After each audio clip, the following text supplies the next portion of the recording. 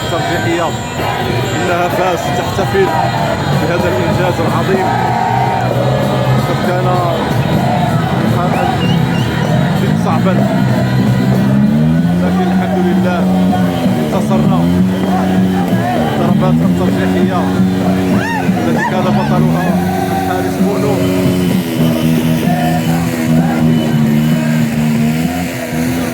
مبروك علينا هذه البداية من المقابلة النهائية إن شاء الله، التي سنواجه المنتخب السنغالي يوم الأحد المقبل، حيث تنتظرنا مقابلة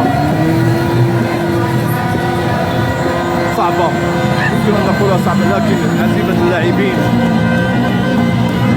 ودعم الجمهور سوف ننتصر إن شاء الله، وسوف نفوز بهذا الكأس الغالية، كأس إفريقيا إن شاء الله.